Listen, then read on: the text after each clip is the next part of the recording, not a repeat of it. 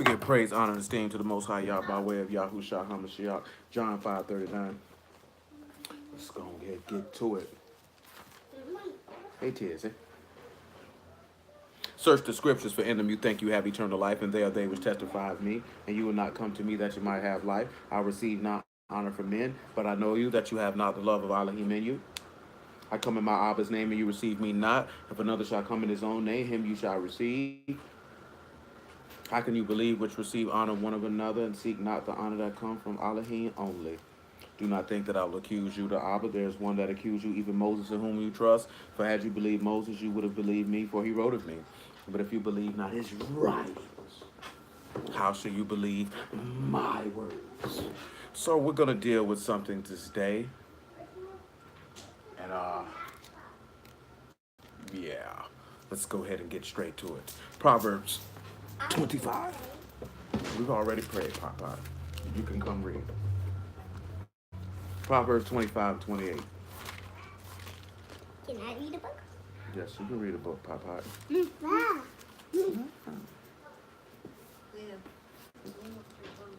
Go put your toys away. Oh, you know what? It's what? Hey, Gail. Gail. Hey, Gail. Proverbs 25:28.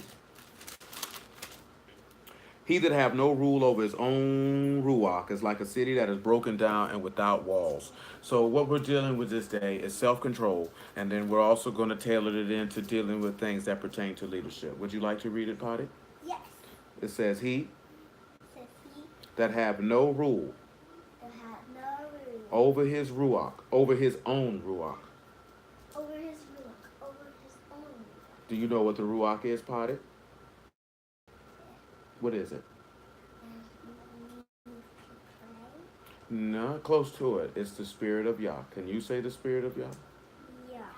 Do you know what spirit means? It means breath. So the breath. When you do this right here, that's the ruach. That's breath. So it says it's like a city. It's like a city That is broken down. that's broken down And without walls. and without walls. Without walls. Without walls.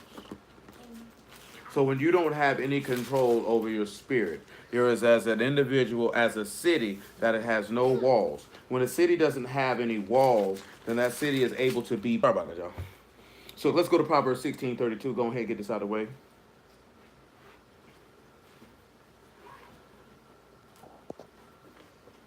He said, he that is slow to anger is better than the mighty, and he that rule his ruach than he that take a city. You ready, Potter? It says, he that is slow. Say, he that is slow to anger is better than the mighty. So he's telling you, and we're going to look at this here. If you're slow to anger, you're better than somebody who is strong.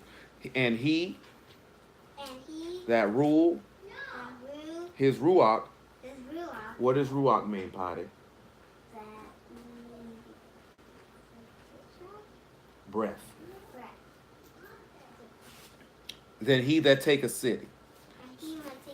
So if you can control, he says that a person who can control their spirit is better than someone who can take a city. Just like somebody who is slow to anger is better than someone who is strong. So, that's you? Very well then. Let's take a look at something. I want to say Matthew chapter 12. Might be 11, but we'll see. So, in dealing with self-control is an attribute, is a fruit of the ruach. If you look at an individual who claims to have the spirit of Elohim but yet cannot control themselves, that wouldn't be accurate. That's not going to be an accurate statement. Yes, Abigail. Let's take that. Here we go. Mark chapter 12. I'll write it for a time. Mark 12:22.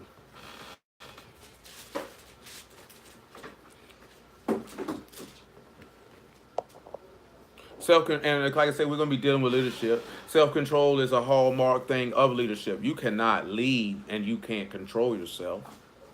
That doesn't make sense. Lizzie and Isaiah, stop. You want to read too, Gail? Gail? Well, come on and read too, Tabby. Let me open it for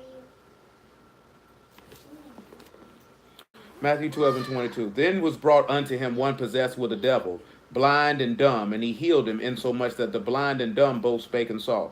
All the people were amazed and said, Is this not the son of David? But when the Pharisees heard it, they said, This fellow doth not cast out devils, but by Beelzebub, the prince of devils. Yahushua knew their thoughts and said unto them, Every kingdom divided against itself is brought to desolation, and every city or house divided against itself shall not stand. And if Hashatan cast out Hashatan, he is divided against himself. How shall then his kingdom stand? That's how his kingdom said. That is right. And if by Beelzebub cast out devils, by whom do your children cast them out? Therefore they shall be your judges. He said, But if I cast out devils by the ruach of Elohim, then the kingdom of Elohim is come unto you. Or else how can one enter into a strong man's house and spoil his goods, except he first bind the strong man, then he will spoil his house? That's what we came here for. How can somebody come in? How can somebody come and spoil the strong man's house except he first bind him? Well, we see how was the strong man able to be bound from what we seen in Proverbs 25. Because this strong man doesn't have any rule over his ruach. He doesn't have any mastery over his spirit. Therefore, because he doesn't have mastery over his spirit, he's like a city without walls that's broken down, because now it's easy for him to come in here and bind him and control him because he cannot control himself. The word for rule over in that Proverbs 25 is matsar. It means to have control or restraint, and that word is meme, ayin, sod, and rosh. So when we look at this here, right, if you don't have any control or restraint, we can look at it in a different way. Number one, you're going to experience chaos. We're going to take that meme and we're going to bring chaos. We're going to take the ayin and you're going to take experience, because you don't have any control over that. When we sit back and we look at Sod and Rosh, and we can sit back and look at what Sod. Hold on. Look, where your phone at? I should have looked. I've been rushing all day. Ask your mommy for her phone. Let me look at the word, the meanings for Rosh. If you could pull it up, it's cool. You already got them ready. No, you ain't got them ready. It's in your messenger, ain't it? Oh, yeah. I gotta remember which one it is. You got stuff everywhere. Quiet! Okay, so If you want to play, go play in the room. I'm in a whole folder. those ain't your children. Are those your children? I know them ain't your children. Hold on, Muff. You ain't got to go nowhere. So when we sit back and we look at Sod, I knew it was the way, but I wasn't sure if I wanted to use way. So what I wanted to use was to pull towards. To pull towards. So then when we come through and we look at it and we grab this Rosh, because we always seem to use way for that one there. And sit back in it. Here you go. We sit back and it's going to pull you towards your thoughts. So when you sit back and you don't have any rule, you're going to experience the pulling towards of your thoughts. And your thoughts, it's not, see, Isaiah 55. This is why you need to have rule over your spirit. Because now because you don't have rule over your spirit, you're not going to end up experiencing the chaos that pulls you towards your own thoughts and experiencing your own way. You cannot serve the living Elohim and doing your own, having your own thoughts and having your own way. That's just not how this works. Isaiah 55. Because this is what happens. This is how the man is able to come in and bind the strong man in his house. Because you don't have no control over yourself. You can't rule or govern your own spirit. Now we're going to look at the breakdown of broken down without walls, because he said, how else can the man come in and bind the strong man unless he break into his house? Let me make sure I said that correctly, because I don't want to misquote the man. I want you to understand what I'm saying. That verse 29, he said, how except first he bind the strong man, then he will spoil his house. Well, once the walls of a city are broke down, this is where the invading nation comes through and spoils the city. You can see that in the instance of dealing with Jericho. When they blew the trumpets and the walls of Jericho fell, then Yasharal was able to come in and spoil Jericho. You understand what I'm saying? So you have to look at it. That's in the book of Yahushua, son of Nun. You can read the story for yourself. I think it's about chapter 6 where it began, maybe chapter 7. And you can see to what we're looking at, what we're using this instance. If you can't control yourself, you would be like when Yasharal invaded Jericho. You're free for the spoil. But when you can't control your spirit, then Satan is free to come spoil you because you're going to be an easy mark because you can be easily influenced. You cannot be moved by your own thoughts. You can't be moved by your own way, and you can't be moved by your flesh. This is what I'm going to get to it. Praise the Lamb. Isaiah 55 and 11. Praise y'all for the word. You all right over there, Stanky Pod? You want to read a verse, Stanky Pod? Well, let's read a verse, Stanky Pod. Yes, we are going to 55, Stanky Pod. We're going to Isaiah 55 and 6. That is correct, Stanky Pod. How do you go to it? Well, that would mean you would have to learn how to read just a little bit more, what you're going to do when you go to school, and then you'll be able to recognize the name Isaiah and turn to it. And then you'll be able to recognize the number 55 and go to it. Right now, you can't recognize that because just right there, let me see. No, you're ways off, but you're close. I will allow it. I will allow it, Saint. I will allow it. Seek ye Yahuwah while he may be found, and call upon him while he is near. Let the wicked forsake his way, and the unrighteous man his thoughts. And let him return unto Yahuwah, and he will have mercy upon him, and to our Elohim, for he will abundantly pardon. For my thoughts are not your thoughts, neither are your ways my ways, saith Yahuwah. For as Shamahim are higher than the Arat, so are my ways higher than your ways, and my thoughts than your thoughts. Well, why is that important? Let's take a look at 1 Corinthians 15. He said his thoughts and his ways are higher than your thoughts, as the heaven is higher than the earth. So then you have to ask yourself, we read this in Colossians last week. Set your affections on the things that's in heaven and not the things of this earth. See, sometimes we get too moved about the cares and affairs of this life. You got to sit back and be thinking about the regeneration and the life that's to come.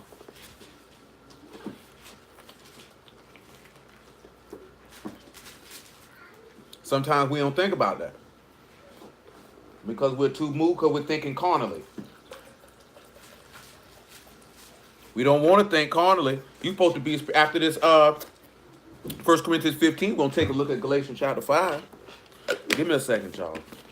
I've been going since the moment y'all let my eyes open, which was 7 o'clock. And I ain't going to start till 11:30. And y'all willing, I got to get right back up at 7 o'clock, do it all over again. 1 Corinthians 15 and 44. Make it 46. Howbeit that was not first which is spiritual, but that which is natural, and afterwards that which is spiritual. The first man is of the earth, earthy, and the second man is the master from Shamahim. As is the earthy, such are they also that are earthy, and as the heavenly, such are they also that are heavenly. So there's a difference. Let's take this look. John 3, then Romans 8, and then Galatians 5. Because I just want to sit back and look at it, right? When you don't have control over yourself, then you're showing yourself to be carnal. Because Yah is in control. That's why we read that he that is slow to anger is stronger than the mighty one. Because that's someone who has control over himself. To be swift to wrath is not of Elohim. Elohim has long suffering. He's slow to anger. Because that's control. And we're going to look at some of these things and just take a couple of instances as looking at the control of Elohim and how he's supposed to image. Because if this is the fruit of the ruach, then we have to show Yah's doing this. We have to show Yahushua doing this. And then we're going to sprinkle in a couple of things dealing with leadership. Yahuwah willing, that's the focus of my focus of the week. Will got something for y'all. I can't tell you what direction he going in, but I can tell you this. A person who is going to lead must have self-control. If you don't have self-control, you cannot lead. And then there's two other things that are aspect of leadership. We live in a world where everybody say we need to be more leaders and not followers. And people don't understand the two most common and most critical concepts of leadership. And I don't care what capacity you leading in, whether it's leading in the fact of preaching the word, whether it's leading a household, whether it's leading a business, whatever you're trying to lead. There are two critical components with self-control. Those are three critical components necessary for proper execution of said office or vocation. Without these three things, it's impossible for you to execute them. And we will see them in the text, because I ain't gonna talk your head off about it. John chapter 3. We're gonna let y'all tell you about it. He tell you better about it than I can. You ready, little potty? Because we didn't read Isaiah 55 for you. That's my fault. So we're going to read two back for little Potty. 3 and 6. John 3 and 6. Are you ready? It says that which is born of the flesh is flesh. And that which is born of the ruach is ruach. Marvel not that I said unto thee, you must be born again. So you're going to have to become like Elohim. To be born again. Because Elohim has control. See, Elohim doesn't experience chaos, nor does chaos pull him towards his own thoughts. Because chaos is not... Remember, 1 Corinthians 14 says, our Elohim is not the author of confusion. He's not the author of confusion. Chaos is confusion. So he didn't author that. So when you don't have no rule over your spirit and that Matzar comes in and you don't have that restraint and you don't have that control, that's the author of confusion, which means you're operating according to the flesh and you're not operating according to the word of Elohim. When you operate according to the word of Elohim, there will be order. And with order meaning discipline, and with discipline being obedience, and with obedience being faith, and with faith being the receiving of the Ruach HaKadosh, which is eternal life. Because you will control yourself. You cannot say you are the living Elohim and you can't control yourself. And we ain't talking about just controlling your mouth. You should be able to control your loins. You should be able to control your thoughts. When I say control your thoughts, meaning as it tells you in 2 Corinthians chapter 10, that we bring into captivity everything that exalts itself against the knowledge of Hamashiach. That's what I'm talking about when controlling your thoughts. You control your intents, your plans, and your devices by allowing the word of Elohim to supersede them. And allowing that to dictate your actions. Not your emotions or your thoughts or your anger or your lust or your sadness or your greed or whatever it is you can think of that you allow that to control you because you don't have any rule over it. That means your house gets broken down and Satan comes in and spoils you. But see, pause. John chapter 10. See, this is what happens when you can't control your spirit and he come through and spoil you. John chapter 10, verse 8. John 10 and 8. We're going to go to Romans 8 after this. We still got Galatians 5. Yes, we're going to John chapter 10 and verse 8. Are you ready, Potty? All that ever came, I meant verse 9. I am the door. I am the door. By me, if any man enter in, By me and enter in. he shall be saved. Don't come in here with that noise. And shall go in and out and find pasture. Now, why would you do that to her? She wasn't bothering you. And he shall be saved and shall go in and out and find pasture. He find me saved and go by his pasture. The thief The thief come not, come not, but for to steal and to kill and to destroy. I am come that they might have life and that they might have it more abundantly. And so there it is. Hashatan is coming to steal, kill, and destroy. How is he able to come and steal, kill, and destroy? Because a person doesn't have control over their spirit. When you don't have control over your spirit, when you don't have matzar, when you don't have restraint, when you don't have control, then you're going to experience chaos. And that chaos is going to pull you towards your own thoughts. It's going to pull you towards your own way.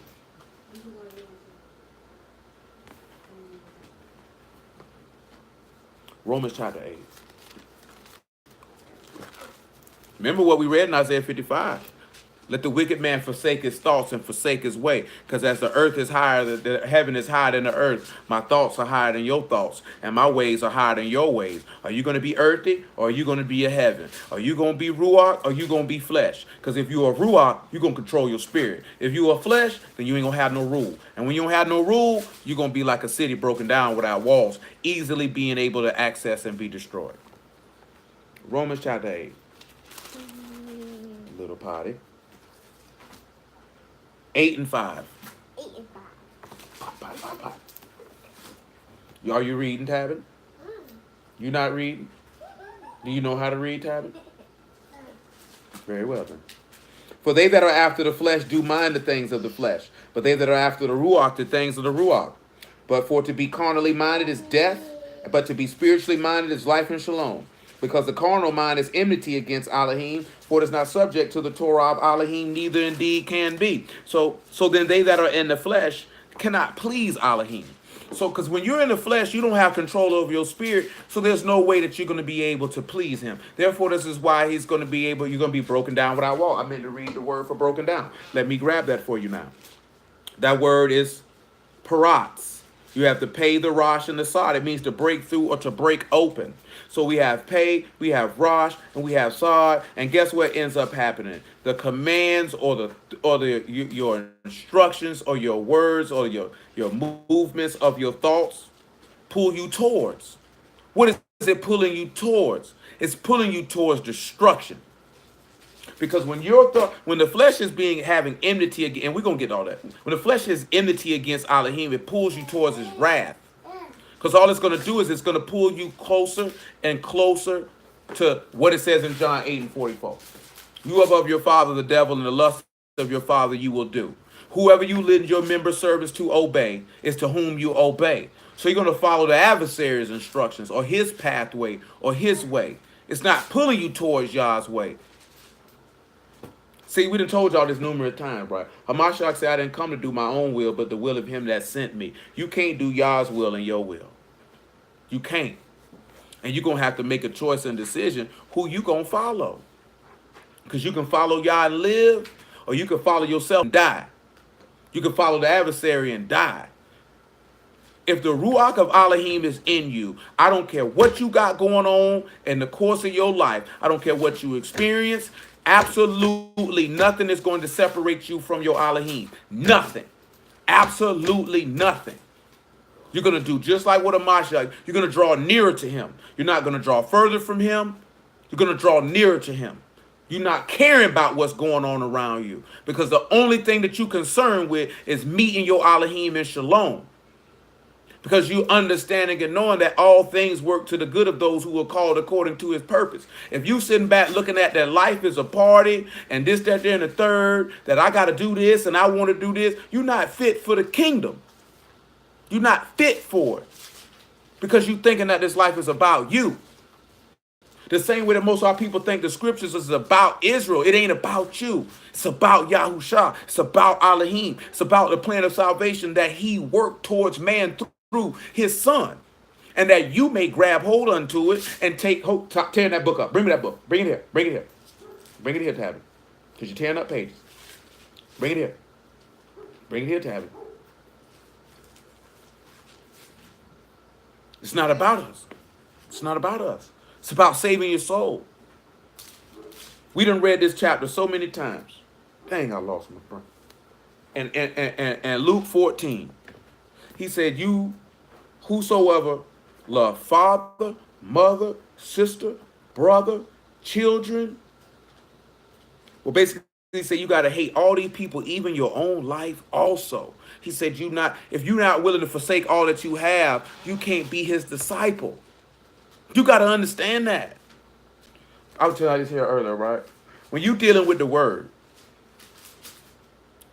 and certain things occur, the aspect of how you view the word can cause you to seem to be cold, callous, and uncompassionate, lacking compassion, because you're looking from the aspect of the spirit and operate. It's not that compassion, love, and care is not present, but you understanding the focus. The focus is Yah. I can never lose my focus. My focus is on Yah. I must please Yah. I must serve Yah. I must be delivered by Yah. That's your focus. Nothing else matters outside of that. Nothing. Do you know what I'm saying? And that can come off a different way when you operating in your flesh. That's why I say the things the carnal man can't understand, the things of Elohim. They foolishness to him. It's hard to comprehend and understand. Galatians chapter 5. And I say that because I mention that because I can say a lot of things. And people sit back and be like, that's just not right. I don't think God would do that. And this, that, there, and the third. But I'm thinking operating, of course, of what's written in this book. And not my personal thoughts, feelings, or emotions at that particular time. I'm thinking according to the word. My first decision making and thought process of how I'm going to move is going to be according to the word, not according to how I feel, not according to what I think is correct. Galatians chapter 5, verse 16. Are you okay, Potty? Huh? You want to read? This I say then. This I say then. Walk in the ruach. Walk in the ruach. You shall not fulfill You shall not fulfill the lust of the flesh. the lust in the flesh. For the flesh lust against the ruach, For the flesh is walk for ruach, and the ruach against the flesh. and the ruach walk for flesh. And these are contrary one to another, And this is contrary one to another. so that you cannot do the things that you would. For you cannot do the things that you would. Yes. So when we dealing with the ruach over the flesh, then we'll do the things that we should. When you're thinking according to the flesh, you're not going to do the things that you should. Let's look at an example of someone who had no self-control. First Samuel. Don't tear up them pages, tabbing. First Samuel chapter 10, I want to say.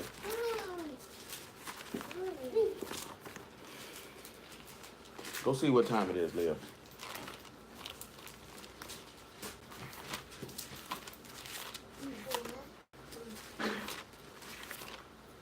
Oh, I forgot. She can't tell time. What time is it, Martha? Okay, thank you. Come on back here, Potty. I forgot you can't tell time. Yeah, but you can't tell time. Not First Samuel 10. First Samuel,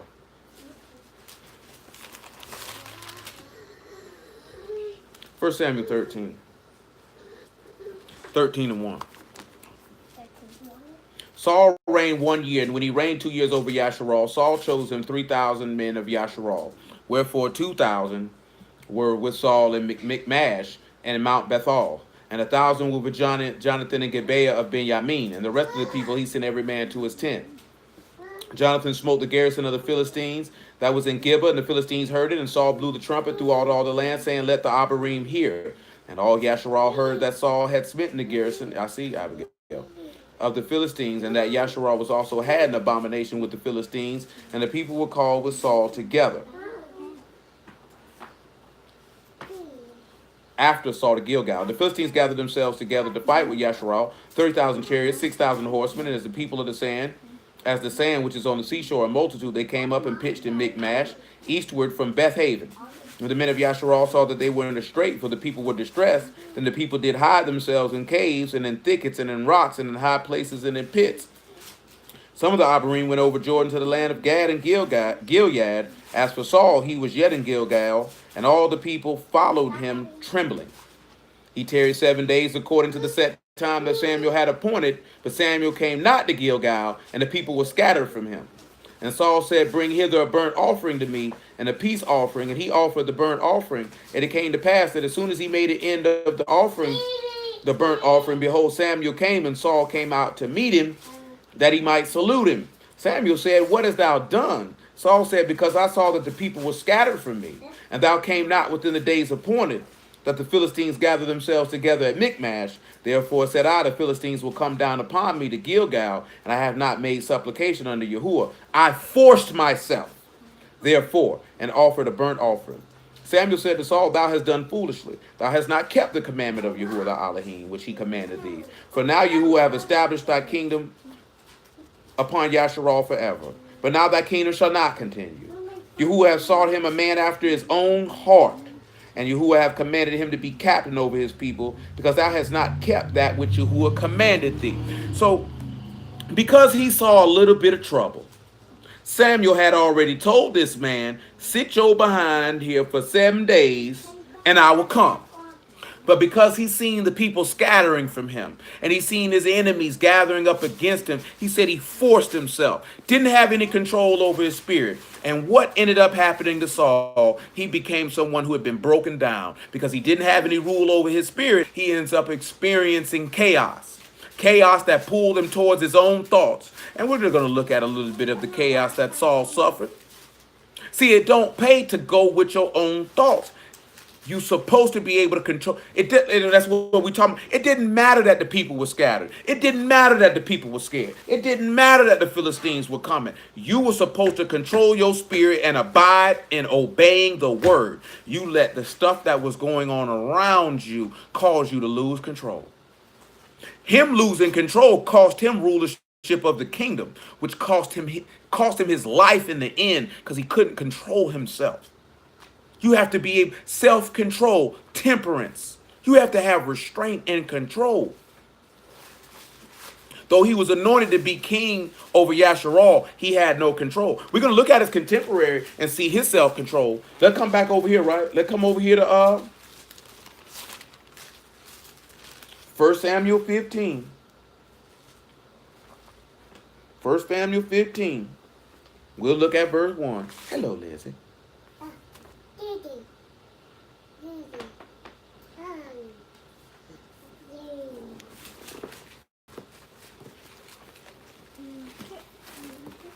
Samuel also said unto Saul, Yahuwah sent me to anoint thee to be king over his people, over Yasharal.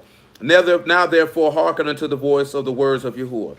Thus saith Yahuwah of hosts, I remember that which Amalek did to Yasharal, and how he laid wait for him in the way, when he came up from Israel. Now go smite Amalek, and utterly destroy all that he have, and spare them not, but slay both man and beast, both man and woman, infant and suckling, oxen, sheep, camel, and ass. Saul gathered the people together and numbered them. Abigail, go in your room. Them in Telaim, 200,000 footmen, 10,000 men of Yehuda. Saul came to a city of Amalek and laid wait in the valley. And Saul said unto the Kenites, Go depart, get you down from among the Amalekites, lest I destroy you with them. For you showed kindness to all the children of Yasharal when they came up out of Mizraim. So the Kenites depart from the Amalekites. Saul smote the Amalekites, be quiet, from Havilah unto the cometh to shore that is over against Mizraim.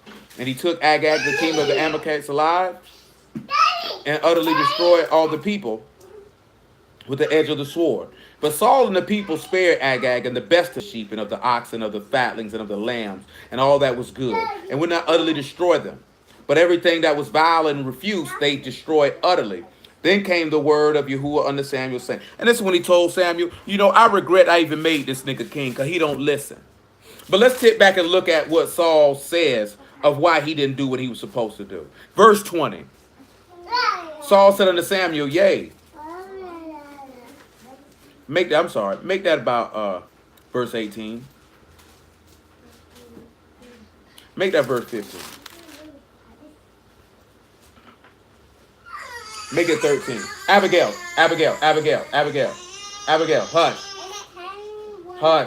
hush. Yes. It's 3 o'clock? Okay. Give her that book, please. Abigail. Go in your room. Abigail. Get a hold of yourself. And Samuel came to Saul and said unto him, Baruch be thou of Yahuwah. I perform the commandment of Yahuwah. And Samuel said, What mean this bleating of sheep in my ears and the lowing of oxen which I hear? Saul said, brought them from the Amalekites, for the people spared the best of the sheep and of the oxen. Put that in the trash for me, Lacey. And the rest we have to sacrifice unto Yahuwah the Elohim, and the rest we have utterly destroyed. Then Samuel said unto Saul, Stay, and I will tell thee what Yahuwah hath said to me this night. And he said unto him, Say on. Come here, Abigail. You just sleeping. Come here, Abigail. Hey, y'all get somewhere and sit down. Thank you. Okay, Lizzie. Let's look here about verse 20. 1 Samuel 15. Saul said unto Samuel, Yea, I've obeyed the voice of Yahuwah, and have gone the way which Yahuwah sent me, and have brought Agag the king of Amalekite, and have utterly destroyed the Amalekites. But the people took of the spoil of the sheep and the oxen, of the chief of the things, which should have been utterly destroyed, to sacrifice unto Yahuwah thy Elohim in Gilgal. Samuel has said, Have Yahuwah had great delight in burnt offerings and sacrifices, as in obeying the voice of Yahuwah. To obey is better than sacrifice, and to hearken the fat of rams. Now let's sit back and look at this. This is the leader of the people. And he said, oh, the people wanted to grab them for sacrifices, even though you were given the charge and the commandment to tell them what to do. But you didn't have self-control. So you couldn't direct these people because his mind was not to serve these people. His mind was to do his own will. See, that's what we're going to lead to with Abigail. Now you sit down here with this book and you be quiet.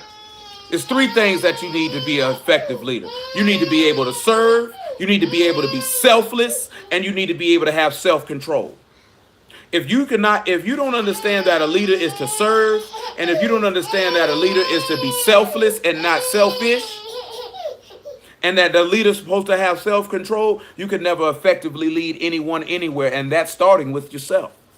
How can you say you can want to be a man to lead a family and you have no self-control of your emotions and your thoughts? How can you be a man and say you want to lead a family and you don't think about your family first? You think about you. How can you run a business and you don't think about your employees? You think about you. Leaders don't think about themselves.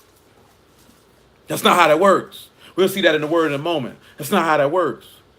That's not leadership. Just because you have a penis in between your legs doesn't make you a leader. Just because you feel like, oh, I don't follow the crowd, I do my own, that doesn't make you a leader. That's corny. That's the world type of stuff because that's no accountability. This is the three components of what leaders do. Now we're going to look at another instance. We're going to look at Yah showing self-control. Let's look at Yah showing self-control before we look at, because what I was going to show you, what happened because that Saul didn't have self-control. Because he has self-control, evil spirit came on him. And because the evil spirit came on him, he ended up being tormented. And what else happened to him? His son died. He lost his rulership. He lost his kingdom. And in the end, when Samuel died, what did he do? Seek a woman with a familiar spirit. And he ended up dying that day. Because he couldn't control himself. That was another instance of where he had no self-control. Yahuwah has to get out of that. Go wash your hands. You sit back and you look at Saul. Oh, Yah's not answering me by Urim and Thummim and prophets. Let me go to a lady with a familiar spirit. No self-control. No temperance. Chaos. When you look at after this, because Saul had no self-control, there was chaos around him continually because he couldn't control himself. Couldn't control his spirit to the obedience of the word. So therefore, he's like a city without walls broken down. He's able to be taken over by the adversary and be beaten. This is what happened when you have no control. That's why we read that in Galatians. You can't do the things that you should because you can't control yourself. Let's take ourselves to Exodus 32. And let's look at Yah exhibiting self-control.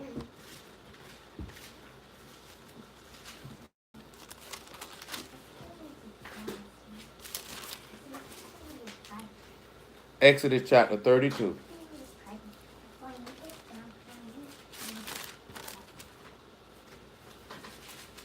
Exodus 32.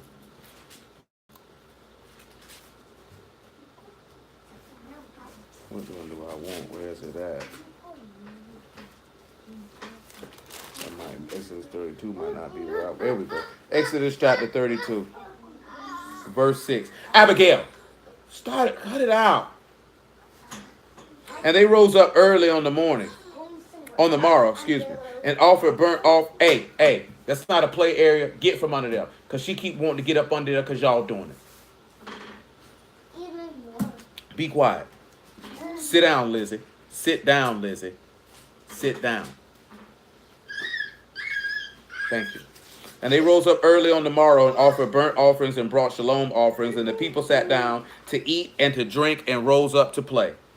Yahuwah said unto Moses, go get thee down, for thy people which thou brought out of the land of Mizraim have corrupted themselves. They have turned aside quickly out of the way which I commanded them. They have made them a molten calf and worship it, and have sacrificed thereunto, and said, these be thy gods, O Yasharal, which have brought thee up out of the land of Mizraim. Yahuwah said unto Moses, I have seen this people, and behold, it's a stiff-necked people. Now therefore let me alone, that my wrath may wax hot against them, and that I may consume them, and I will make of thee a great nation. Moses besought Yahuwah his Elohim and said, Yahuwah, why doth thy wrath wax hot against thy people? Why hast thou brought forth which thou hast brought forth out of the land of Mizraim with great power and with a mighty hand? Wherefore should the Egyptians speak and say, for mischief did he bring them out to slay them in the mountains and to consume them from the face of the earth? Turn from thy fierce wrath and repent of this evil against thy people. Remember Abraham, Isaac, and Yasharal, thy servants, to whom thou swear by thy own self, and said unto them, I will multiply your seed as the stars of Shamahim. All this land that I've spoken of will I give unto your seed, and they shall inherit it forever. Yahuwah repented of the evil which he thought to do unto his people. Now, if Yah chose to crash us, he would have been justified. But because he moved by his ruach, he does not necessarily just going to move by an impulse. See, we move by impulse and we allow how we feel to dictate and control what we do. See, let's look at another instance of self-control where Yahuwah shows someone that they should be able to control themselves. Do not hit him. 1 Samuel 25.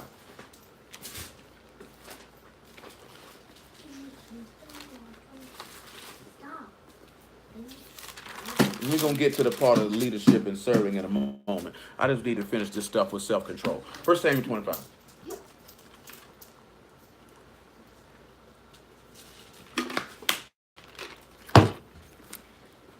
1 Samuel 25. Get from by that door. Leave that door alone. Daddy. Daddy. Go. Daddy. Daddy. That's what I want. 1 Samuel. 1 Samuel 25 and 6. 25 and 4. David heard in the wilderness that Nabal did shear his sheep. David sent out 10 young men, and David said unto the young men, get you up to Carmel and go to Nabal and greet him in my name. Thus shall you say to him that live in prosperity, Shalom both be both to thee, and shalom be to thine house. Shalom be unto all that thou hast. And now I heard that thou hast shearers. Now thy shepherds which were with us, we hurt them not, neither were there aught missing unto them all while they were in Carmel. Ask thy young men, and they will show thee. Wherefore let the young men find favor in thy eyes, for we come in a good day. Give, I pray thee, whatsoever come to thy hand unto thy servants and to thy son David. And when David's young men came, they spake to Nabal according to all the words in the name of David, and ceased. Nabal answered David's servants and said, who is David? Who is the son of Jesse? There be many servants nowadays that break away every man from his master. Shall I then take my bread and my water and my flesh that I have killed for my shearers, and give it unto men whom I know not whence they came? What's that? Whence they be. So David's young man turned their way and went again and came and told him all those things. David said unto his men, gird ye every man his sword. And they girded every man his sword, and David also girded on his own sword. And they went up after David, about 400 men, and 200 abode by the sup. But none of the young men told Abigail, but one of the young men told Abigail, Nabal's wife, saying, behold, David sent messengers out of the wilderness to salute our master, and he railed on them.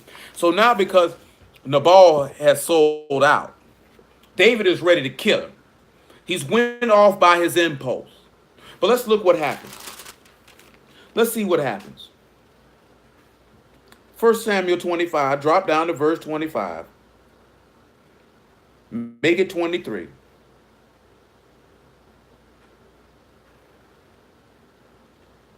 Matter of fact, I want y'all to... No, that's her talking. Let's read verse 21. Now David had said, surely in vain have I kept all that this fellow have in the wilderness, so that nothing was missed of all that pertained unto him, and he requited me evil for good. So more also do Elohim unto the enemies of David, if I leave all that pertained to him by the morning light, any that piss against the wall. He's going to kill every man that's present. When Abigail saw David, she hasted and lighted off the ass and fell before David on her face and bowed herself to the ground and fell at his feet and said, upon me, my master, upon me let this iniquity be. Let thy handmaid, I pray thee, speak in thy audience and hear the words of thy handmaid. Let not my master, I pray thee, regard this man of Belial, even Nabal, for as his name is, so is he. Nabal is his name, and folly is with him. But I, thy handmaid, saw not the young men of my master, whom thou didst send. Now therefore, my master, as Yahuwah live, and as thy soul live, seeing that you have withholden thee from coming to shed blood, and from avenging thyself with thy own hand. Now let thy enemies that seek evil to my master be as Nabal. And now this blessing which thy handmaid hath brought unto my master, that it be given unto the young men that follow my master. I pray thee, forgive the trespass of thy handmaid. For Yahuwah will certainly make my master a sure house, because my master fight the battles of Yahuwah, and evil have not been found in thee all thy days. Yet a man is risen to pursue thee to seek thy soul, but the soul of my master shall be bound in the bundle of life, With Yahuwah thy Elohim and the souls of thy enemies, them shall he sling out as at the middle of a sling. It shall come to pass that when the Yahuwah have done to my master according to all the good that he have spoken concerning thee, and shall have appointed thee ruler over Yasharal, this shall be no grief unto thee, nor offense of heart unto my master. Either thou hast shed blood causelessly, that my master have avenged himself. But when Yahuwah shall have dealt well with my master, then remember thy handmaid. David said unto Abigail, Baruch be Yahuwah Elohim of Yasharal, which sent thee this day to meet me. And Baruch be thy advice. And Baruch be thou which kept me from coming this day to shed blood, and from avenging myself with my own hand. For in very deed is Yahuwah Elohim of Yasharal live, which have kept me back from hurting thee, except thou had hasted to come to meet me. Surely there had not been left unto Nabal by the morning light any that piss against the wall. So David received of her hand that her which she had brought him, and said unto her, Go up in shalom to thine house. I have hearkened to thy voice, and I have accepted thy person. So where did he sit back? Now, where do we see him showing self-control? Because in his anger, he wanted to slay this man. But when a woman gave him wise advice and counsel, he hearkened to her counsel and controlled himself and sinned not. Not only on top of that, but it also shows you as a righteous man, if a woman comes and she's giving you wise counsel, not, this is what I'm telling you, pay attention to what I'm telling you. It doesn't matter if it's man or woman. Not just because this person think this is wise because they think it's wise. Because this woman gave him counsel according to the words of Yahuwah, according to the righteousness of Yahuwah. She gave him counsel. If your woman is coming giving you counsel according to the righteousness of Elohim and you don't follow it, you are Nabal and folly is with you. Vice versa. If you're a woman and you don't want to take the wise counsel from a man, then you are Yasharal and you stiff-necked. And it doesn't matter if this is your wife. It doesn't matter if it's your husband. Because we know we have a lot of people that feel like if she ain't my wife, if she ain't my husband, I ain't going to listen. You should listen to wise counsel and advice irregardless of who it is and where it come from or whatever their relational status is to you. Because wisdom is wisdom. Your ears should be conducive to receiving as such. But we see David exhibited self-control. We see Yahuwah exhibited self-control. Let's look at Yahushua teaching his disciples to exhibit self-control. Luke chapter 9. Because I could go on for days with examples, and I don't have all night. And I do need to hit another point. But we do have Shabbat, y'all willing, to continue on with this matter of understanding that when you don't because see, Saul didn't have self-control. It allowed the adversary to destroy it. It ended up destroying him. David showed self-control. It didn't destroy him. See, when you don't have self-control, you are open to destruction. When you have self-control, you are guarded with protection because the word of Elohim is going to protect you. Nevertheless, Luke chapter 9, verse 51. And it came to pass when the time was come that he should be received up, he steadfastly set his face to go up to Jerusalem. He sent messengers before his face, and they went and entered into the village of the Samaritans to make ready for him. And they did not receive him because his face was as though he would go to Jerusalem. When his disciples James and John saw this, they said, Master, wilt thou that we command fire to come down from Shamahim and consume them, even as Elijah did? But he turned and rebuked them and said, You know not what manner of ruach you are. For the Son of Man has not come to destroy men's lives, but to save them. And they went to another village. Where do we see Yahushua teaching them self-control? Because these people seen that they didn't want to receive him, their impulse was to destroy them and kill them. He told them, you don't know what manner of breath you are. You don't have no self-control. You easily hasted to anger. And in your anger, you want to destroy. So let me show you something. James chapter 1. What you doing, Potts? James chapter 1, verse 19. What you doing, Potts? What you doing, Potts?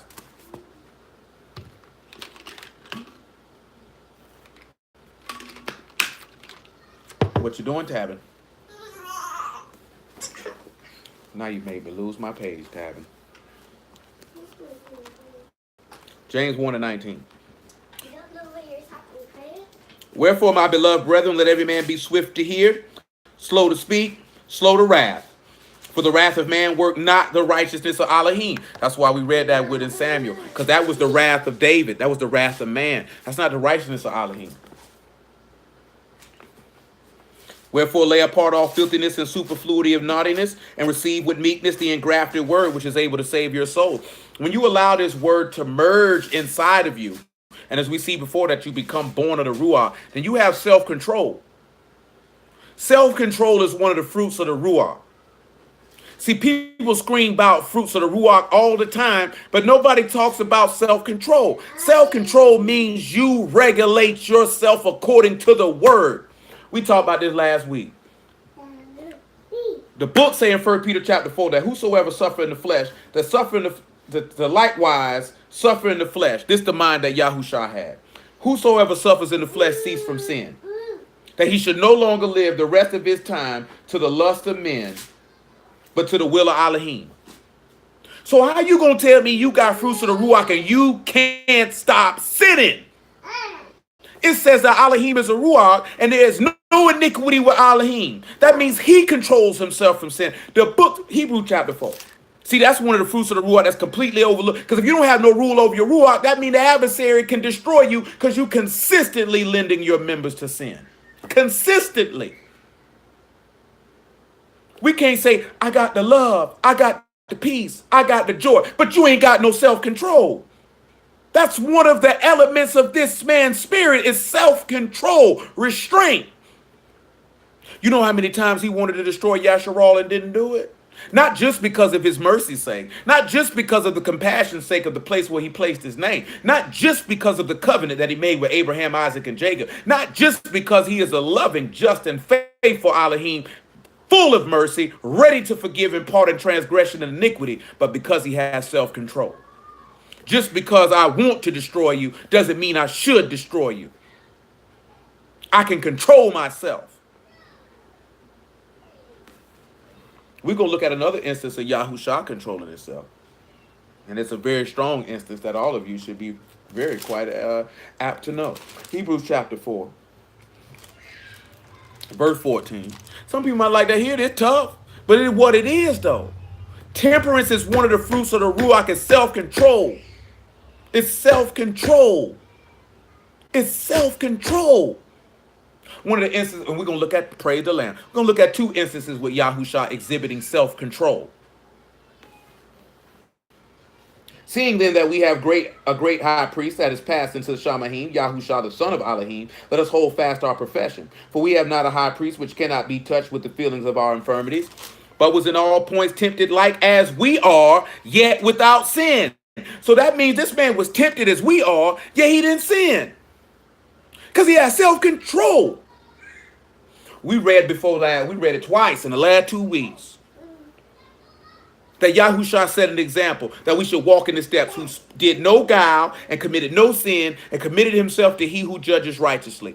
Now let's look at Sunday, Matthew chapter 4. Let's look at one of the elements of Yahushua's self-control. After that, we'll go to look at some of the ending of Yes, Tabin.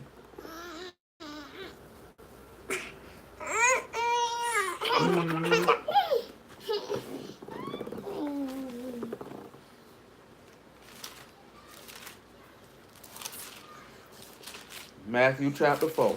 Let's look at the self-control. Ain't 8, 4, and 2. Ain't 8 for 40 days and 40 nights. Let's see if he allowed the ruach to dictate or did he allow his flesh to dictate. Because that's one of the fruits of the ruach. That's evidence that the spirit is present when you can control yourself. Most niggas show they can't control themselves because they can't control two things. They can't control their mouth and they can't control their genitalia. Whether you male or female. Can't control your penis, can't control your vagina. You already know you ain't got no business trusting somebody that can't control their physical urges, because that means you're dictated by your loins. That means you're devoid of any semblance of intelligence. You are an individual of low-grade intelligence if your loins dictate your decision-making. And there's no way around that. That's word or no word. You are low-grade intelligence if you think with your loins. because you'll never make a right decision. That's one of the reasons why our people are so mangled and destroyed up, because we think with our loins. As I've told you many times before, we choose mates based off our loins. Nigga can sex you good, but they can't teach your children nothing. They can't lead you nowhere. Your wife can't care for you and nurture you and love you because you thinking about your loins. That's retarded. Like, at one point, do we decide that we want more or better for our life than this? For our grandchildren, for our great-grandchildren, for our great-great-grandchildren. When are we going to decide I want more for them than that? When are we going to stop being so selfish and thinking for the moment and thinking about ourselves and think about 3-4 generations down the line? And when he had fasted 40 days and 40 nights, he was afterwards a hungered. And when the tempter came to him, he said, if thou be the son of Elohim, command these stones to be made bread. But he answered and said, it is written, man shall not live by bread alone, but every word that proceed out the mouth of Elohim. Tested him. Show me your power. Also, we dealt with this long time ago. Turn this bread, these stones into bread. Turn these commandments or this table of stone or this covenant into bread. That bread is his flesh. Bring the covenant to pass before it's time. Then the devil take him into a Kadesh city, up into the Kadesh city, and set him on the pinnacle of the temple, and said unto him, if thou be the son of Elohim, cast thyself down, for it is written, he shall give his malachim charge concerning thee. And in their hands shall they bear thee up, lest at any time thou dash thy foot against a stone. Yahushua said unto him, it is written, thou shalt not tempt Yahuwah thy Elohim. You know he'll save you. Jump on off of here. I know he'll save me too, but I ain't going to do it. Number one, I ain't got nothing to prove to you. Number two, I got control over myself. You think because I'm hungry, I'm going to go to my flesh just to prove a point? And the devil take him up into an exceeding high mountain and show him all the kingdoms of the world and the esteem of them. And he saith unto them, all these things will I give thee, if thou wilt fall down and worship me. Then Yahushua said unto him, get thee hence, Hashatan, for it is written, thou shalt worship Yahuwah thy Elohim, and him only thou shalt serve. Let me entice you with riches. Let me entice you with gain. And let me see then if you're... See, that's what some of you... That's how the devil going to get some of y'all. Because you can't control yourself when he dangle the things in front of your face you like. I like money.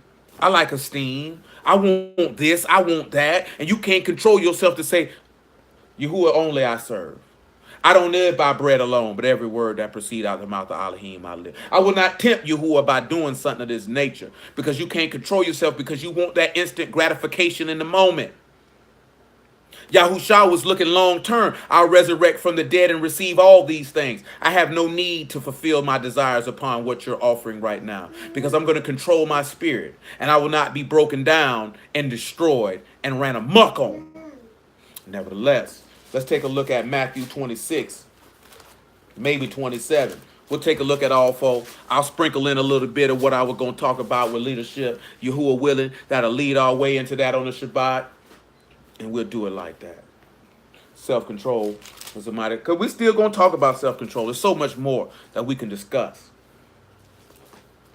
So much more. What is it? Matthew 27. What do I want to use here?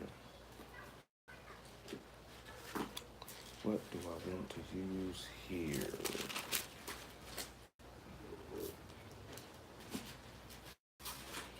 Matthew 27 and 11. Yahushua stood before the governor, and the governor asked him, saying, art thou the Malach of the Yahudim? Yahushua said unto him, thou say. And when he was accused of the chief priests and elders, he answered nothing. And then said unto him, hear thou not how many things they witness against thee? And he answered him to never a word, insomuch that the governor marveled greatly. So these people are making all these accusations against him. He's saying, are you the king of the Yahudim? Are you this? Are you that? And Yahushua don't say a word. Let me show you something. Psalms 39. And then we'll go to Mark. I said, we're going to look at all four gospels. Just remember this here, what I told you about leadership, man. It's about service and it's about selflessness. Yahuwah willing, we will get onto that on the Shabbat. Because I don't even want to start something and halfway do it. Just know that that's a part of that ruling and having self-control over your spirit. Just know that there. That's coming, Yahuwah willing. It's coming. I thought I could get both in. I didn't think I'd spend this long on that particular part, but y'all's will be done. That's what had to be done, so that's what it was. Psalms 39 and 1. Listen what it say. I said, I will take heed to my ways that I sin not with my tongue. I will keep my mouth with a bridle while the wicked is before me. I was dumb with silence. I held my shalom, even from good, and my sorrow was stirred. Look at Psalms 30. He said, I held my tongue even from good. He said, I ain't going to sin with my mouth. I got control over my mouth. Psalms 38, right? There we go. Psalm 38 and 13. Make it Psalms 38 and 11. Make it 10. Make it 9. Psalms 38 and 9. Yahuwah, all my desires before thee, and my groaning is not hid from thee. That's when we know he prayed to him. Know that. Matthew 26. Read for yourself. My heart pant. My strength failed me. As for the light of my eyes, it is gone from me. My lovers and my friends stand aloof from my sore, and my kinsmen stand afar off. That's Peter. Go sit back. He was afar off, watching from a distance. That's Peter. They that seek after my life lay snares for me. They that seek my hurt speak mischievous things and imagine deceits all the day long. That's John 11:45, among other places. He say, but I as a deaf man heard not, and I was as a dumb man that opened not his mouth. Didn't open his mouth. Now we got to understand, why did this man not open his mouth? Let's go back to the book of Mark. This is self-control. All this going on around him. I could stand up and open up and defend myself, but instead I will stand here and be quiet. I will stand here and be quiet. Let me show you why you stand here and be quiet. Come over here to the book of Genesis. Praise Yah for the word. That's all I can tell you. Know the word. The word will dictate, guide you, lead you, strengthen you, deliver you, save you. You have to allow the word to intermingle with you and allow it to control and dictate your actions. If you do not do so, you will fail miserably. You will not be able to execute in the fashion that you'll be able to, that you desire to execute. Genesis 30. What do I want? 30. I just want to read the verse. The verse is telling y'all what it say. Let's pick it up at 25. Let me see if 25 got what I want. It might be in 31.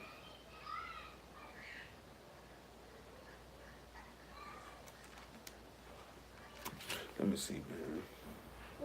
Daddy. Yes? Daddy. Daddy? That is your daddy. Daddy. Yes, it is. Daddy. Yes, that is your daddy. I can't recall the verse, and we were short on time. But David told Laban that his righteousness would speak for him. He felt the need. He told him a few things, but he also didn't feel the need that I have to go back and forth and argue with you. I don't have to do this. I can be able to control my mouth. Here we go. Right here. I was looking right at it. Genesis 30 and 31. And he said, what shall I give thee? And Jacob said, thou shalt not give me anything. For if thou wilt do this thing for me, I will again feed and keep thy flock. I will pass through all thy flock today, removing from thence all the speckled and spotted cattle, all the brown cattle among the sheep, and the spotted and the speckled among the goats. And of such shall be my hire. So shall my righteousness answer for me in time to come. When it shall come for my hire before thy face, everyone that is not speckled and spotted among the goats and brown among the sheep, that shall be counted stolen with me. Notice what he said. So shall my righteousness answer for me in time to come. See, sit back and look at something, right? Think about this here. We should come back tomorrow. When we look at Yahushua, right? It's one of the reasons why he didn't open his mouth, because his righteousness is going to answer for him at that particular time to come.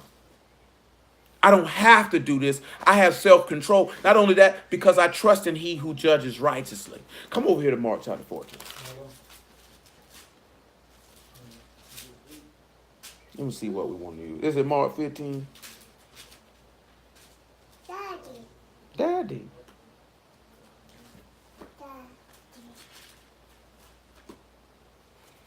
Well, we don't need to read Mark 15 because that's going to be just reading what we just read. Let's see what we got in Luke 24. And if not, we'll swing to John 18 and then go to James chapter 1 and then Yahuwah willing, we'll call it an evening. We just want a little different things. Luke chapter 24, verse 6. 23, I'm sorry, Luke 23. Luke 23. Luke 23, verse 6. When Pilate heard of Galilee, he asked whether the man was a Galilean. As soon as he knew that he had belonged under Herod's jurisdiction, he sent him to Herod, who himself also was at Jerusalem at that time.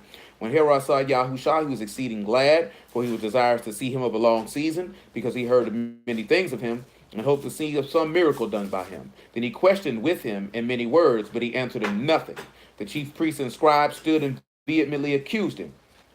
And Herod, with his men of war, sat him at naught and mocked him and arrayed him in a gorgeous robe and sent him again to Pilate.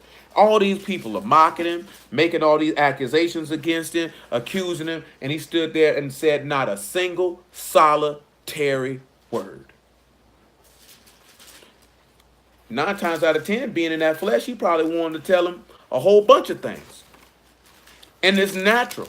But again, the key thing of what I said is natural. That's not necessarily spiritual. So we have to turn and sit back and look at, are we going to be natural men or are we going to be spiritual men? And if we're going to be natural men, then we're going to die. If we're going to be spiritual men, then the word of Elohim will consistently and constantly direct our path, and it will regulate our thoughts and our behavior, because his thoughts and his ways are higher than ours. So therefore, when we reach for that which is higher than us, then therefore we become higher as what we're reaching after. What do I want? John 18.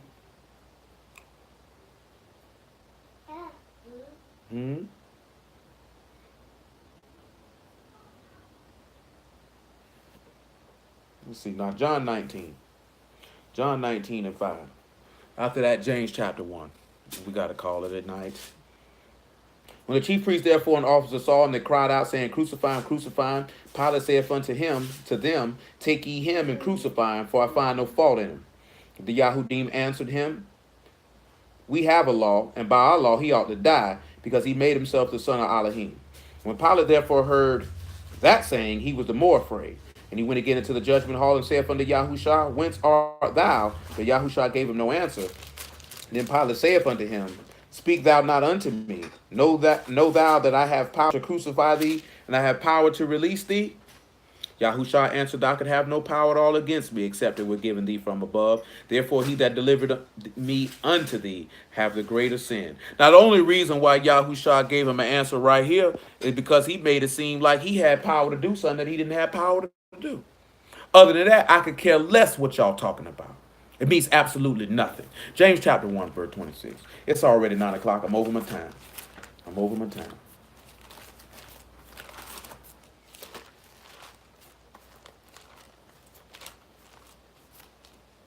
That's why I ain't hit the part about the showing the leadership aspect from Yahushua's angle, because I knew I was going to go over my time. James 1 and 26. He said, If any man among you seem to be religious and bridle not his tongue, but deceive his own heart, this man religion is vain. Pure religion undefiled before Elohim and Abba is this, to visit the fatherless and widows in their affliction, and to keep himself unspotted from the world. So this man say, if you sit back and you seem to be religious, righteous, godly, whatever the case may be, and you can't hold your own mouth, I mean, say you deceive your own mind. And therefore, whatever you're doing is absolutely worthless. And that's the example of what self-control is. You who are willing will pick it up on the Shabbat and continue. Hallelujah for Yahushua and the word. Bless everybody out the house of y'all in the name of Yahushua. I love y'all. Appreciate all of y'all. You who are willing will pick it up on the Shabbat. But with this one here, we got to slide.